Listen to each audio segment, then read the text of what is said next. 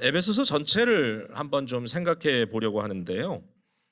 여러분 에베소서가 굉장히 재밌는 측면이 있습니다. 이 에베소서는 고린도 전후서라든지 데살로니가 전후서 뭐 그런 다른 어떤 서신처럼 실제로 이 편지를 받고 있는 그 교회의 내부적인 문제 같은 것을 사실상 다루지 않고 있다라는 것입니다. 그러니까 고린도서를 읽어보면 고린도 교회에 어떤 문제가 있었는지, 그리고 뭐 데살로니가 전후서를 읽어보면 그 당시에 데살로니가 교회에 어떤 일들이 있었는지를 우리가 볼 수 있거든요. 근데 에베소서를 통해서는 사실상 그 당시에 에베소 교회에 어떤 로컬 처치의 문제가 있었는지가 잘 파악이 안 돼요. 그러니까 굉장히 보편적인 좀 범위가 큰 이야기를 하고 있다라는 것을 알게 됩니다. 그런 측면에서 관심이 끌리게 되는 거죠. 분명히 저자는 바울인 것이 분명한데 바울이 이 편지를 처음 썼을 때 이 편지를 받고 있는 사람들이 누구냐라는 데 대해서는 좀 질문할 수 있는 측면이 있습니다. 여러분이 너무나 잘 아시겠지만 성경의 원본은 누구도 갖고 있지 않아요. 고대 문서들이 뭐 다 그렇죠. 뭐 원본이라는 것은 사실 없어요. 근데 없다기보단 찾을 수가 없어요. 예, 있죠. 분명히 어디 있을 텐데 찾을 수가 없어요. 근데 이 원본에 접근하는 방법은 당연히 사본이죠. 사본. 고대 어떤 문서보다도 성경의 사본은 아주 풍성하게 존재하고 더군다나 상당한 권위를 지닌 고대 사본들이 있단 말이죠. 신약 성경은 사본을 통해서 우리가 뭐 거의 완벽하게 읽어낼 수 있는 그러한 상황이라는 것입니다. 근데 한 가지 재밌는 것은 가장 권위 있는 고대 사본 세 개가 에베소서를 기록해 주었을 때 이 편지를 에베소에 있는 성도들에게 쓴다라는 그 에베소라는 말이 없어요. 이게 사본을 연구하는 사람들이 참 그래서 고민이 많고 재밌죠. 근데 그렇다면 우리가 무엇을 추측할 수 있냐면은 사실상 이 에베소서라는 이 편지가 에베소 교회를 대상으로 해서 1차적으로 쓰여지지 않았을 수도 있다라는 걸 우리가 추측할 수 있다는 것이죠. 이 편지는 여러 교회를 위하여 쓰여진 말 그대로 서큘러 레터로 여러 지역에 전달된 편지이고, 그러므로 이 앞부분에 어디 어디에 있는 성도들에게라는 그 어디 어디라는 그 부분이 이렇게 괄호처럼 비어 있을 수도 있다라는 것이죠. 에베소서를 필라델피아 인근에 있는 기쁨의 교회 성도들에게라고 해도 하나도 이상할 게 없습니다. 그 내용상 우리에게 100% 적용됩니다. 그러니까 어떤 부분에다 이건 그때 그 시대에 있었던 일이야라고 고민할 것이 없을 정도로 완벽하게 적용되는, 그러니까 굉장히 아주 보편적으로 전달될 수 있는 그런 내용이다. 근데 이게 생각을 해보니까 참 멋지다는 생각이 들어요. 뭐냐면은 여러분 알다시피 제가 이제 이런 얘기를 자주 하잖아요. 기독교적인 사고에는 이 개별성과 이 전체를 보는 이 일치성, 우주성이라고 할까요? 이 홀 픽처와 그 홀 픽처와 연결되어 있는 개별적인 작은 그림들이 반드시 이게 연결되어 있어야 한다는 거잖아요. 그러니까 우리가 지역 교회, 기쁨의 교회 그러면 개별적 교회죠. 우리 교회죠. 여기 이 지역에 이 시간에 존재하고 있는 개별된 교회인데 성경이 가르치는 것은 이것만 가르치는 게 아니잖아요. 이거와 연결되어 있는 우주적 교회를 가르치지 않습니까? 이 우주적 교회, 이 우주적 교회라는 말 자체도 굉장히 거대한데요. 이 우주적 교회라는 말이 어디서 이제 나오냐 하면은 여러분 사도신경을 우리가 고백하지 않았습니까?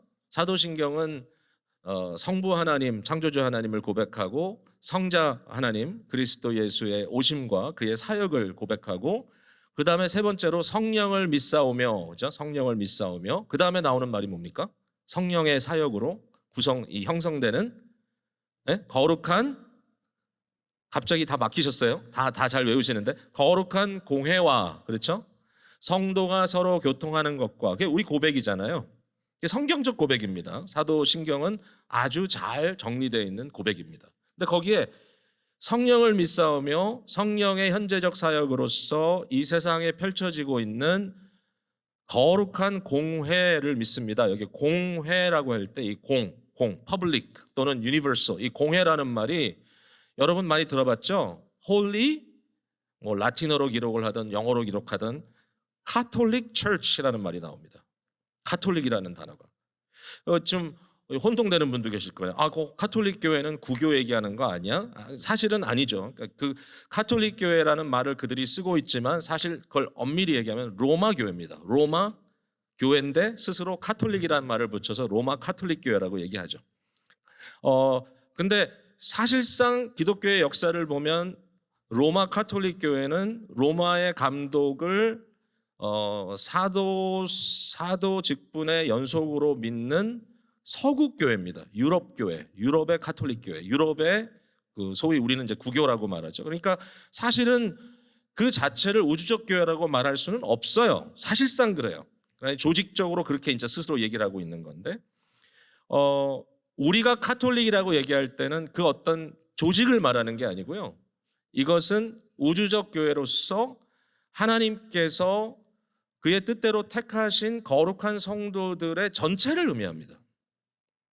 그러한 그 우주적 교회가 존재하고 있고 그 교회는 성도의 교통, 즉 사실은 지금 현재뿐만 아니라 기독교의 이 교회의 역사를 통틀어서 히브리서의 말에 의하면 우리의 예배의 현장, 우리가 지금 예배하고 있는 현장에 하늘 보좌에 들려 올라가 예배를 하는 그 현장에 이미 거룩하게 된 영혼들도 그곳에서 함께 예배하고 있다. 이런 의미에서 정말 우주적 교회를 말하고 있는 거죠. 거기에 이제 universal이라는 말을 써도 되겠죠. 우리 혼동되지 않기 위해서 이제 영어의 사도신경을 Holy Universal Church라고 이렇게 부르기도 하는데 하여튼 뭔가 좀 딱 맞아 들어가지 않는 느낌은 있습니다. 그러나 내용은 그것입니다.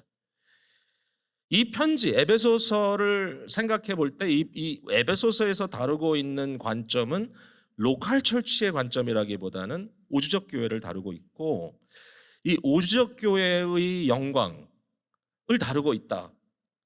근데 이 우주적 교회라고 하는 이 큰 그림 안에 사실은 우리도 그 안에 담겨져 있기 때문에 로컬 처치로서의 우리의 정체성에 대해서도 우리가 분명히 그 안에서 연결시켜서 생각을 해야 된다는 것이겠죠.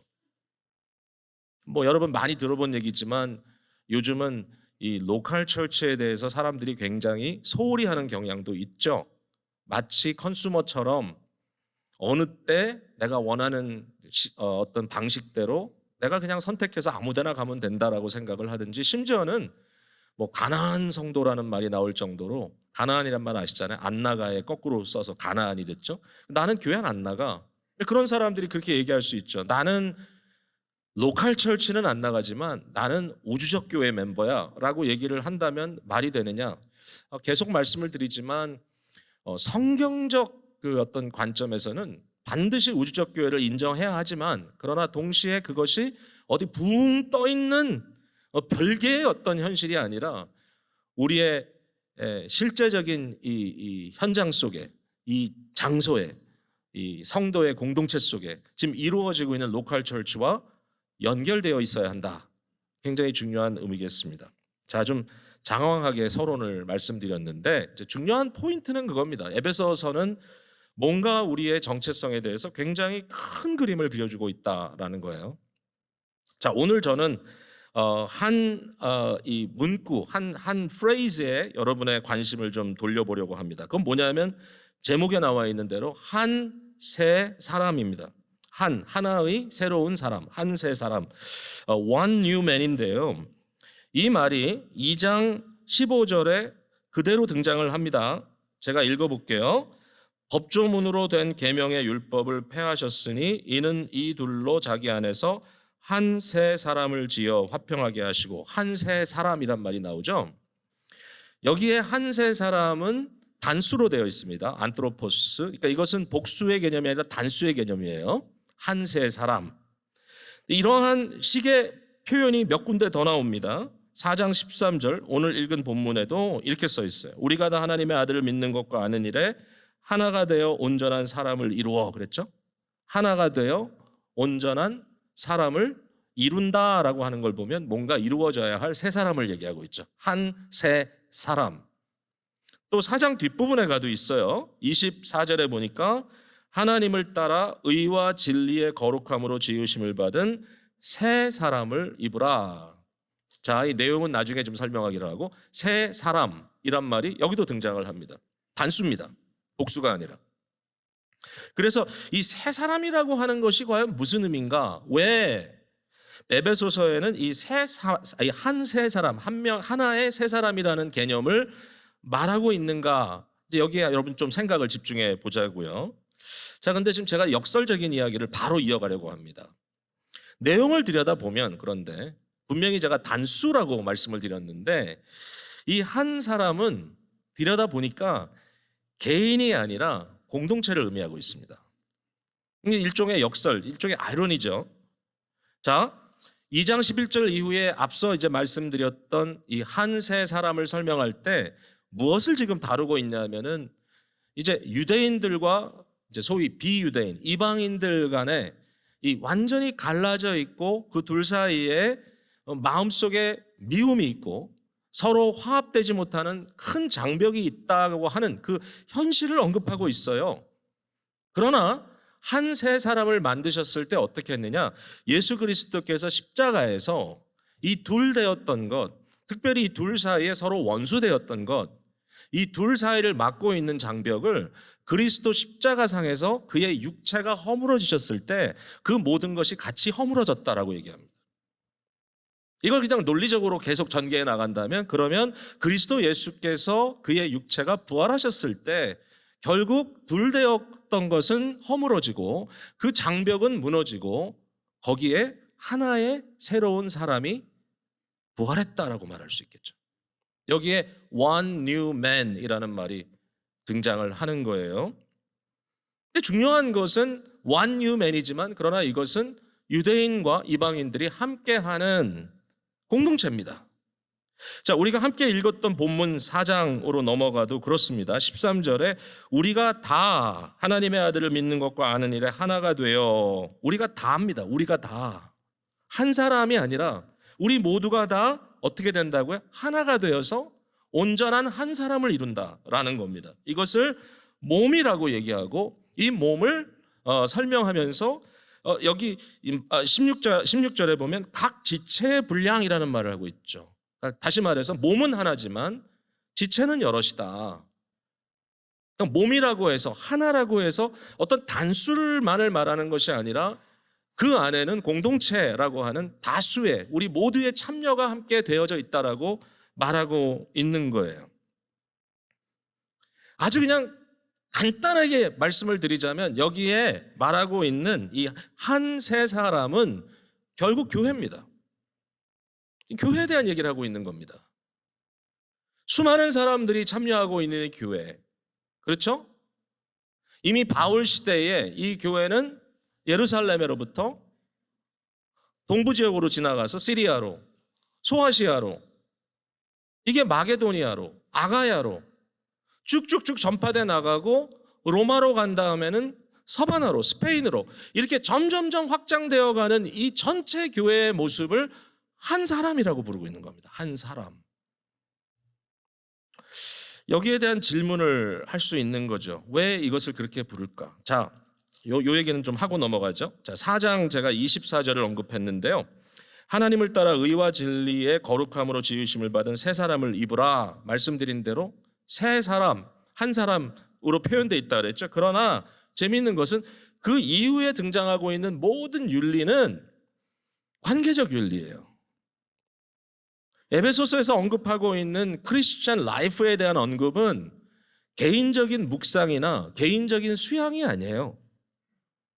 기독교인의 삶은 어느 굴에 들어가서 나 혼자 거기에 머물면서 어떤 공을 쌓고 내 스스로 어떤 돌을 쌓는 그런 것이 아닙니다. 그런 것이 아니라 공동체 안에서 어떻게 서로 하느냐, one another, 이것을 강조하고 있다라는 얘기죠. 사실 이제 우리말 성경에는 이게 그렇게 아주 혼란스럽진 않아요. 왜냐하면 너희라고 했을 때 너희들 이렇게 표현하고 있죠. 너희들, 너희라는 말 자체가 좀 복수죠. 사실 그렇습니다. 에베소서에서 이 에베소서를 읽는 사람들에게 어드레스할 때 너희들 이렇게 어드레스합니다. 영어에는요, you라고 돼 있죠. you. 이 영어가 단수와 복수의 구별이 없습니다. you에 있어서는. you는 단수일 수도 있고 복수일 수도 있죠. 미국이라고 하는 지극히 개인주의적인 사회 속에서 영어를 쓰고 있는 이 현재 미국의 크리스찬들에게 한 가지 큰 오해가 있을 수 있다면, 성경 말씀이 특별히 이 서신들이 너희라고 얘기하는 you라고 하는 말을 우리의 공동체적인 의미로 받아들이질 않고 나 한 개인으로 받아들이고 있다는 거죠. 굉장히 개인적인 복음, 개인적인 기독교, 결국 내 문제다라고만 생각하고 내가 뭘 원하는가에 집중하고 있다는 것이죠. 그거는 상당히 비극적인 현실입니다. 왜냐하면 성경 말씀의 관심은 사실은 공동체에 있습니다. 공동체성을 상실한 기독교는 사실은 존재하지 않습니다. 다시 돌아가야 합니다. 우리의 마음이. 자, 그렇다면 이제 여기에 이제 질문이 다시 생기는 겁니다. 아니, 지금 말씀에 강조하고 있는 것처럼 이게 공동체에 대한 얘기고 사실은 우리 모두에 대한 얘기라면 왜 그것을 구태여 한 세 사람이라고 하는 단수의 개념으로 설명하려고 하고 있는가? 그 이유가 뭘까요? 그 이유는 뭐냐면요, 여러분. 이게 이제 중요한 포인트입니다. 바로 이 교회를 그리스도 예수와 동일시하려고 하기 때문입니다. 에베소서의 강조점입니다. 아이덴티파이 한다고 해야 되겠죠. 그리스도, 이 교회의 관계를 거의 하나로 보는 겁니다. 자, 설명이 좀 필요할 거예요. 자, 어쨌든 우리가 앞서 언급했던 에베소서 2장 11절 이후의 내용도 결국은 예수 그리스도의 십자가 사건을 통하여 하나의 새로운 몸이 일어났다. 부활하신 그리스도. 그것이 곧 교회다라고 설명하고 있는 것이고요. 그 다음에 오늘 본문으로 읽었던 4장 13절, 그 앞서 12절에도 이렇게 써 있습니다. 이는 성도를 온전하게 하여 봉사일을 하게 하며 그리스도의 몸을 세우려 하십니다. 여기서 말하고 있는 한 사람, 온전한 사람은 그리스도를 의미한다. 그리스도의 몸이다라고 하는 것이죠.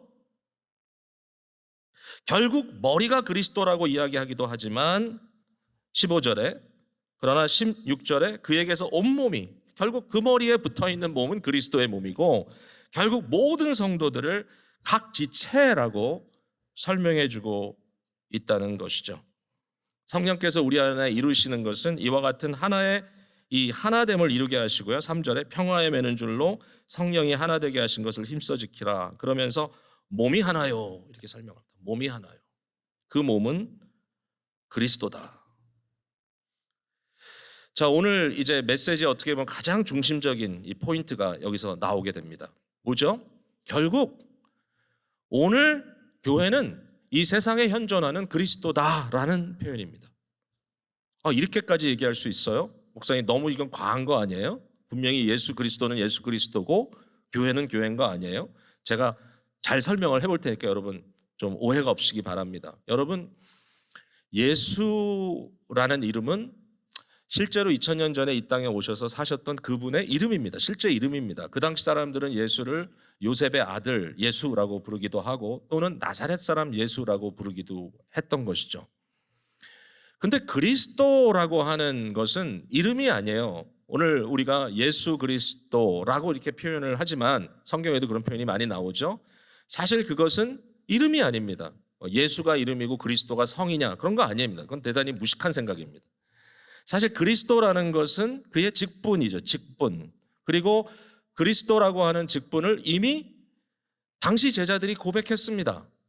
주는 그리스도시요 살아계신 하나님의 아들입니다. 예수는 그리스도다라고 하는 것을 지금 줄여서 예수 그리스도라고 우리가 고백을 하고 있는 거죠. 근데 예수 그리스도가 누구십니까? 하나님이십니다. 자, 우리가 오해하지 말아야 될 것은 기독교는 인간이 하나님이 되는 종교가 아닙니다. 그러니까 만약에 어떤 종교이든지 또는 세속적인 사고라 할지라도 인간이 신이 되는 것, 인간이 신이 되려고 하는 것은 결국은 심각한 오류이고요. 거기서부터 모든 망조가 시작됩니다. 어떤 식의 기독교의 설명을 하든지 간에 여러분들이 절대로 오해하지 마세요. 기독교는 인간을 신으로 만드는 것이다. No, 절대로 아닙니다. 예. 그러나 기독교는 하나님이 신께서 인간으로 이 땅에 오심으로 우리를 인간의 본질적인 모습으로 회복시키려고 하신 것이다라고 믿어야 합니다. 그러니까 예수 그리스도는 그런 면에서 좀 복잡하죠. 왜냐하면 예수님은 신이십니다. 예? 하나님이시란 말이죠. 그리스도의 신격, 우리가 그리스도와 연합된다든지 우리가 그리스도와 하나다라는 얘기를 할 때 우리가 예수 그리스도의 신격을 언급하는 것이 아닙니다. 성경은 처음부터 하나님은 창조주시고 우리는 피조물이라고 완전히 구분합니다. 우리가 신이 되는 거 아닙니다. 우리가 하나님을 입는 것이 아닙니다. 단 인간으로 이 땅에 오셔서 우리를 참 인간으로 회복하고자 하시는 하나님의 은혜 속에 우리가 참 인간이신 예수 그리스도와 연합되는 것을 이야기하는 겁니다. 바로 그분. 여기에 세례의 의미도 나오죠. 예수 그리스도와 함께 죽고 그리스도와 함께 부활하는. 계속해서 언급하는 얘기지만 그리스도가 부활하셔서 영광스러운 몸을 입으셨을 때 오해하지 마세요. 그가 인간이 되셨다가 그때는 신으로 돌아가셨구나. 그런 거 아닙니다. 여러분, 예수님은 영원토록 참 하나님, 참 인간이시고요. 예수 그리스도께서 부활하셨다는 부활의 몸은 부활하신 인간의 몸입니다. 영광스러운 몸입니다. 그래서 그리스도 예수의 부활을 우리 부활의 첫 열매라고 얘기합니다. 우리도 그리스도처럼 부활할 겁니다. 그 말은 그리스도의 영광된, 영화롭게 된 인성을 의미하는 것이죠. 우리가 거기에 참여할 것이다 라고 말하고 있는 거예요. 예수를 그리스도라고 했을 때 그 의미는 뭘까? 여러분, 그리스도라는 말은요, 기름 부음 받은 자라는 뜻이죠. 크리스토스, 기름 부음 받은 자. 다시 말하면 그리스도는 하나님의 대리자를 의미합니다. 하나님의 대리자. 구약 성경에 하나님의 대리자로서 유명한 세 가지 직분이 있죠. 왕, 제사장, 선지자. 예, 계속 기본기입니다. 이거는 왕, 제사장, 선지자가 하나님의 대리자입니다. 대리자. 왕은 하나님을 대신하여 그의 백성을 다스리는 자. 제사장은 하나님을 대신하여 세상에 하나님의 평강을 선포하는 자. 선지자는 하나님을 대신하여 하나님의 말씀을 선포하는 자. 사실은 구약에 나오는 이 모든 사람들을 크리스토스라고 말할 수 있습니다. 그리스도적 존재들입니다. 왕으로 기름을 부음 받기도 하고, 제사장이 부음을 받기도 하고, 선지자로 세움을 받기도 하고, 이런 모든 사람들에게 하나님께서 성령의 기름을 부으시고 저들을 구별하여 세우심으로 하나님의 대리자로 세우셨던 것이죠. 그 역할을 감당하도록 했던 것이죠. 예수 그리스도를 우리가 The Christ, 바로 그 그리스도다, 바로 그 위대한 그리스도라고 얘기하는 것은 구약의 모든 대리자의 직분을 예수 그리스도가 통합했다는 것입니다. 그리스도는 바로 그 왕이시고, 그리스도는 그 제사장이시고, 그리스도는 그 선지자. 결국 그리스도에 있어서는 예수님은 끝장판이다, 이런 뜻입니다. 구약에 나와 있는 그런 사람들도 그리스도라는 말을 적용할 수 있습니다. 이쪽에 기름 부음 받아서 하나님의 대리자로 역사해야 될 사람들이고 그들은 그런 직분을 받았어요. 그러나 이 모든 것을 통합시키시고 완벽하게 이루어내신 분이 누구냐? 예수 그리스도십니다. 그래서 그를 그리스도, The Christ라고 부르고 있는 거죠. 근데 이 대리자의 직분이 사실은 인간에게 주신 하나님의 원래 뜻이었어요. 여러분 한번 생각해 보세요. 하나님이 온 인류를 창조하실 때, 온 세계를 창조하실 때 사람을 지으셨습니다. 창세기 1장 26절, 27절에 이런 말씀이 있죠. 우리의 형상을 따라 우리의 모양대로 우리가 사람을 만들고 그들로 무엇을 하자고요? 모든 것을 다스리게 하자. 결국 하나님의 뜻은 사람을 만드시고 사람으로 하여금 하나님의 대리자로 이 세상을 다스리게 해 주신 겁니다. 하나님이 자기 형상 곧 하나님의 형상대로 사람을 창조하시되 남자와 여자를 창조하셨다. 남자와 여자는 개별적인 성이지만 그러나 이 둘이 다 하나의 사람, 하나님의 형상대로 지음받은 인격체로서 하나님의 대리자로 이 세상에 존재하도록 만드셨다라는 것이죠. 결국 하나님께서 아담과 하와를 지으셨을 때 그들을 그리스도적 존재로 지으신 겁니다. 왕 같은 제사장, 선지자로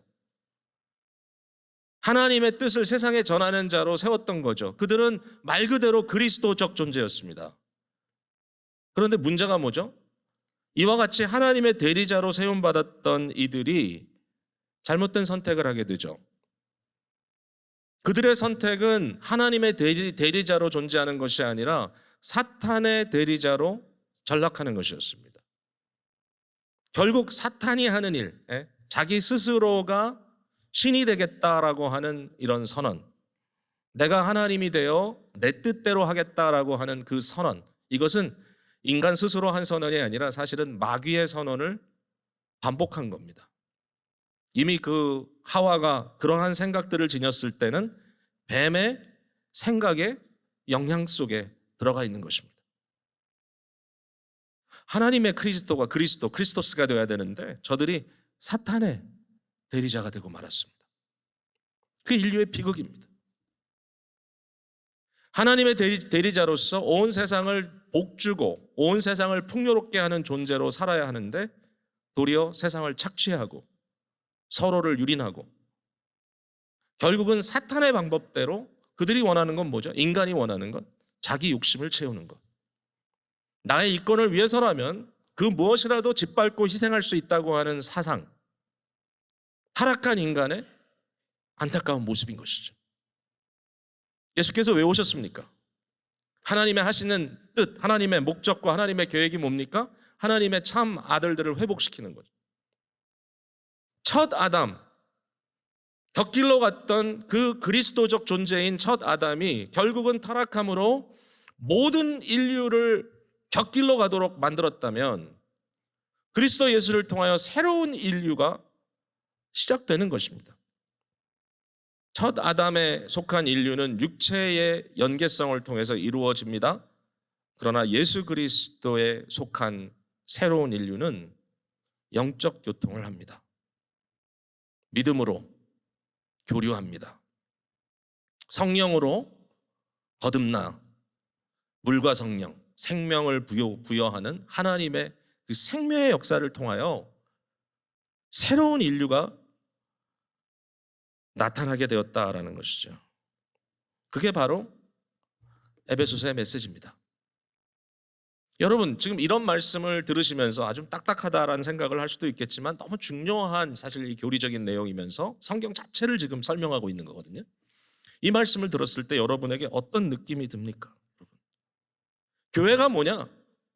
교회는 예수 그리스도를 통하여 시작된 새로운 인류, 그것을 예수 그리스도와의 완전한 아이덴티피케이션, 그러니까 일치성을 강조하기 위해서 에베소서는 뭐 인류라고 부르지도 않고 그렇게 표현하기보다는 한 새로운 사람, one new man, 마치 예수 그리스도가 한 새로운 사람으로 두 번째 아담으로 이 세상에 오셔서 새로운 인류를 시작하신 것처럼 그와 하나가 된 교회는 하나의 새로운 사람으로 이 세상에 그리스도적으로 존재한다.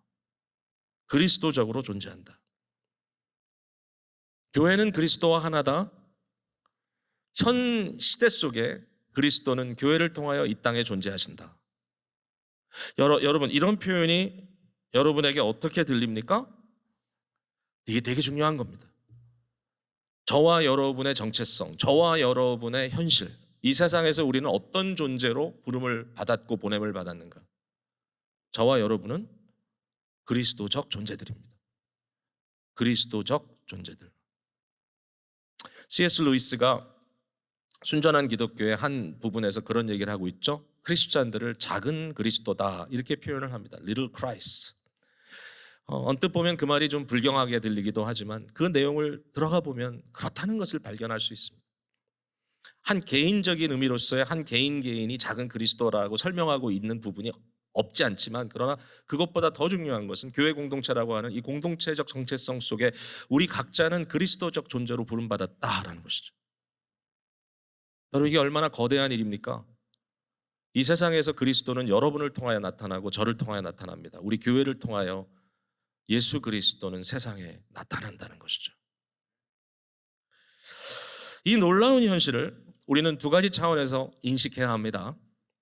첫 번째 차원은 뭐냐면은 선언적 차원입니다. 선언적 차원. indicative. 그렇다는 거예요. 이건 변개할 수 없어요. 이것은 현실이라는 거예요.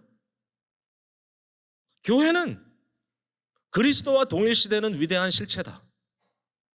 교회는 위대하다. 교회는 이 우주적 교회라고 제가 표현을 했죠. 그러나 사실 참교회, 하나님의 참된 교회는 이와 같이 위대한 실제를 지금 경험하고 있다라고 말하고 있는 겁니다. 에베소서 1장 23절 말씀을 한번 볼게요.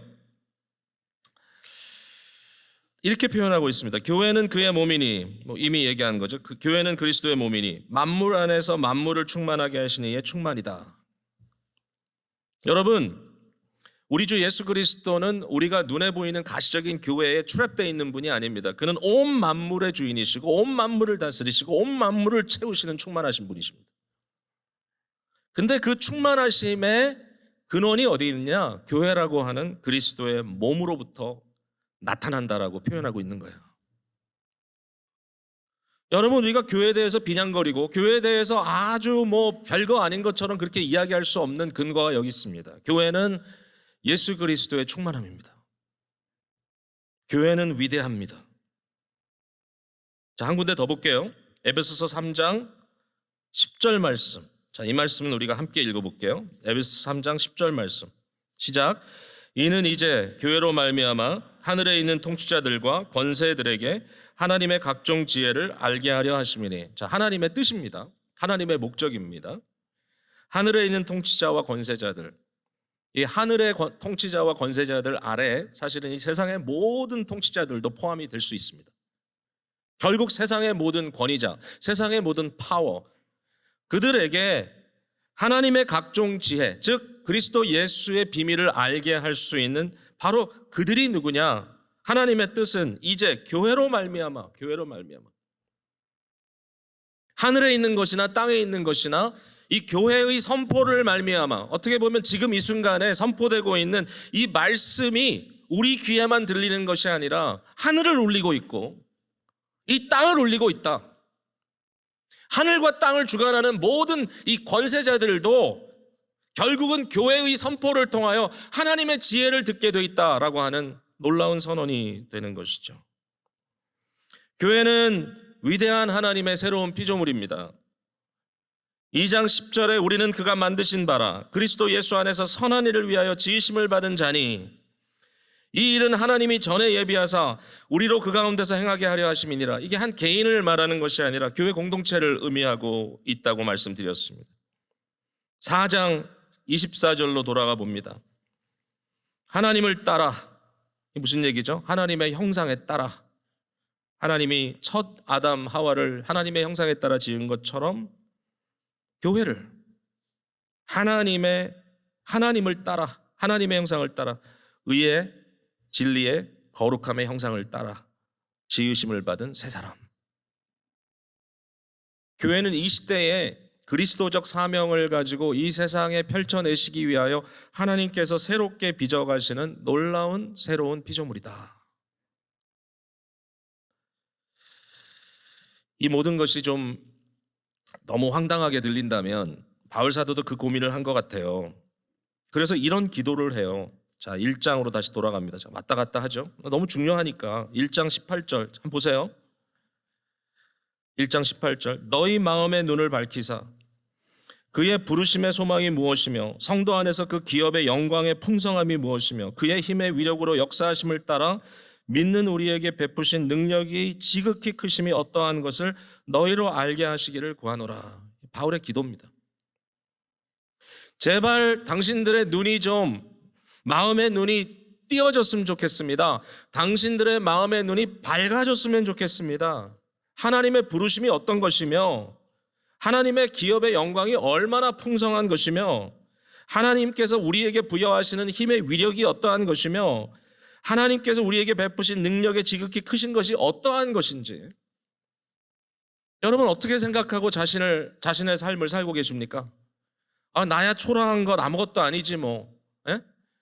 자꾸만 우린 스스로 초라해지고 우리는 스스로 점점 더 아주 비천해지고 그러므로 우리의 행동 거지마저도 뭔가 몰라도 점점 더 치사해지고 쫀스러워지고 우리의 존재 자체가 하나님께서 그리스도 예수를 통하여 이루시고자 하시는 목적과는 전혀 상관없는 방향으로 아주 비천한 모습으로 생각하고 살아간다. 여러분 이것이 세상에 무엇에 대한 많고 적음을 이야기하는 겁니까?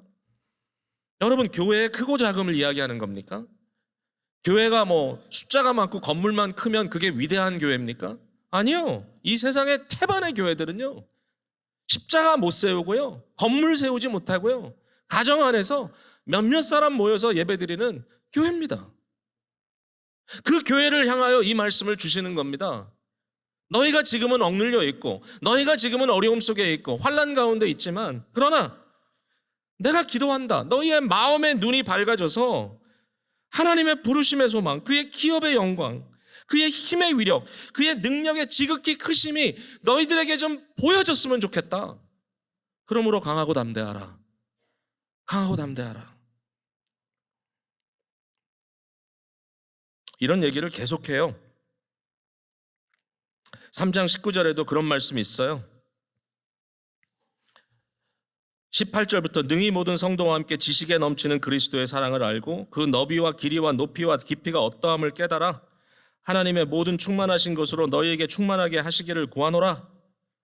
제발 너희의 마음이 열리고 너희의 지식이 열리고 너희의 속사람이 능력으로 이것을 믿음으로 볼 수 있게 하기를 원한다. 얼마나 하나님의 은혜, 하나님의 능력이 너희를 향한 하나님의 뜻이 그 넓이와 길이와 높이와 깊이가 얼마나 입체적으로 거대한가를 그냥 평면 속에 살고 있고 그 정도의 생각밖에 할 수 없었던 우리라면 사도 바울은 에베소서를 쓰면서 기도하는 거예요. 제발 이 위대한 복음의 메시지를 내가 너희들에게 던질 때 이 말씀이 너희들에게 이해될 뿐만 아니라 이것으로 인하여 너희 자신들을 새롭게 볼 수 있으면 좋겠다. 당신들은 위대한 그리스도적 존재들입니다. 그리스도 예수가 인간으로 이 땅에 오신 목적이 여기에 있습니다. 그리스도와 하나 된 새로운 한 사람을 통하여 세상을 구원하시고자 하시는 하나님의 그 마음, 이것이 선포입니다. 선포.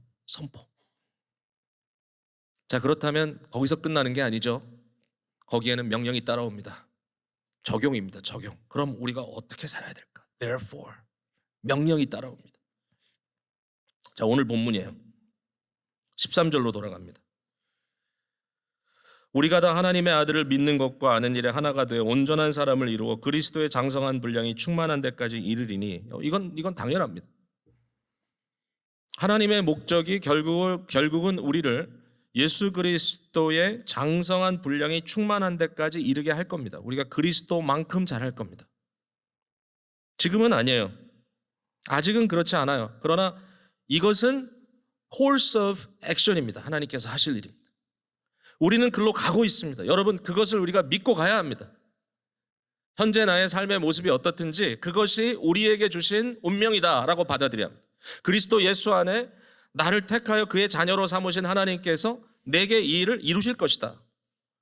자, 그러면 지금은 어떻게 해야 되죠? 14절에 이는 우리가 이제부터 지금부터 이것을 깨닫는 순간부터 어린아이가 되지 아니하며입니다. 어린아이가 되지 아니하며 사람의 속임수와 간사한 유혹에 빠져 모든 교훈의 풍조에 밀려 요동하지 않게 하려 함이라. 여러분, 어린아이는 뭐하죠? 요동합니다. 어린아이들은 요동해요.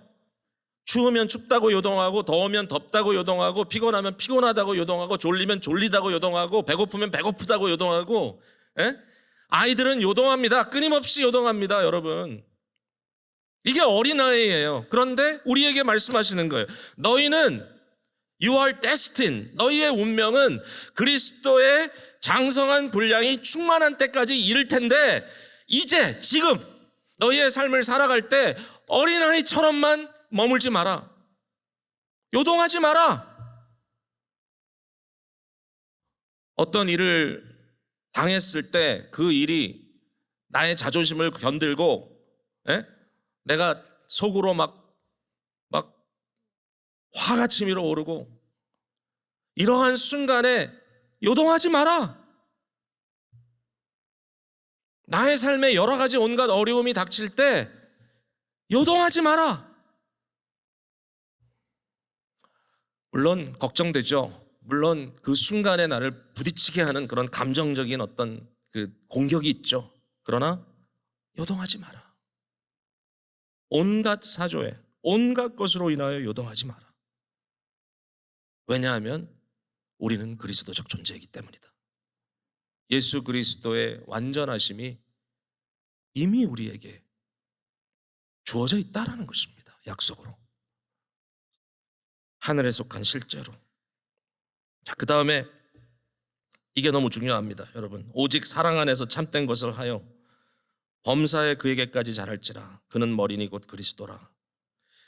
오직 사랑 안에서 참된 것을 하라. 이게 참된 것을 말하라라는 번역으로 되는데요. Speaking truth in love. 이 말 저도 굉장히 좋아합니다. 근데 이 Speaking truth in love를 우리는, 저도 그렇게 생각했던 것 같아요. 누군가에게 지금 뭘 잘못했다고 좀 말을 전해주고 싶은데, 말을 하려면 내가 당신을 사랑하는데 당신이 이러면 안 돼.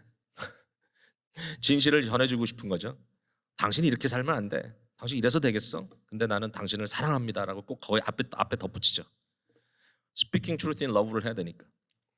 근데 제가 이 전체적인 맥락에서 왜 갑자기 이 한 구절로 그리스도인의 모든 윤리가 종합되었을까라는 고민을 해봤는데요. 뜻이 좀 새롭게 들어왔어요. 제 머릿속에. 참된 것, 진리라고 하는 것은 답이죠. 답, 해답입니다. 우리는 참된 것을 받은 자입니다. 참된 것. 그게 누구예요? 그리스도입니다. 그리스도. 그리스도가 진리이고 그리스도가 참입니다. 그리스도가 해답입니다. 범사에 그에게까지 잘할지라. 범사에 모든 일에 그리스도가 답입니다. 여러분, 지금 많은 분들이 이 병들고 육체의 질고에 많이 시달리고 있죠. 이미 수술을 하신 분도 계시고 수술을 앞두고 계신 분도 계시고 여러 가지 어려움 속에서 하나님의 은혜를 갈망하는 분들이 계십니다. 예수 그리스도가 병을 고치셨다고 하는 그러한 기사들이 성경에 많이 나오니까 그리스도는 한 번도 질고에 처하지는 않으셨을 것 같다고 착각하십니까? 예수님은 그의 육신으로 모든 연약함을 짊어지셨습니다.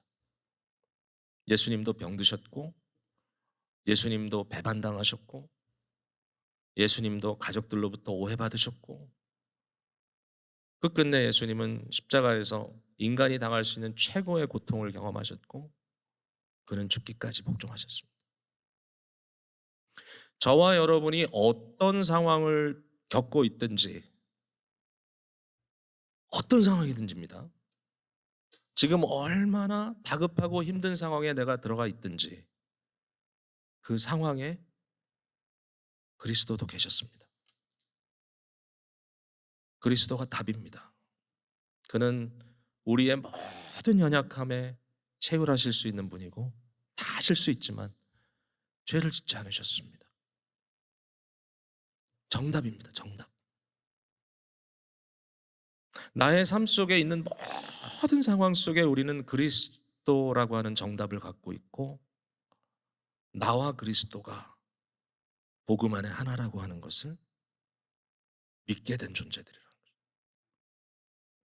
그럼 지금 어떻게 해야 됩니까? 여러분, 이 모든 상황 속에서 힘들고 어렵고 심지어는 뭐 자녀된 자로서 부모들에 대한 여러 가지 어렵고 힘든 일들 이런 것들에서 고민 많이 하시잖아요. 저도 그 중에 하나입니다만은 여러분, 예수 그리스도가 사실 그리스도의 입장에서는 말도 안 되는 부모의 야단침을 그대로 받았습니다. 여러분 아시지만. 그리고 순종하셨습니다. 부모의 권위에. 그렇게 하기까지. 끝까지 그리스도로서의 삶을 포기하지 않으셨던 그분, 정답. 그것을 이루어 나가는 과정을 뭐라고 표현하고 있죠? 사랑으로입니다. 사랑으로. 지금 우리는 그걸 하는 겁니다. 그리스도라는 정답에 맞춰 우리의 삶의 모든 문제를 사랑으로 풀어가는 과정 속에 살아가고 있다는 거죠. 지금 우리가. 이게 우리가 자라나는 과정이다. 사랑은 뭔가요? 사랑은 고통입니다. 사랑은 오래 참음이라고 번역돼 있죠.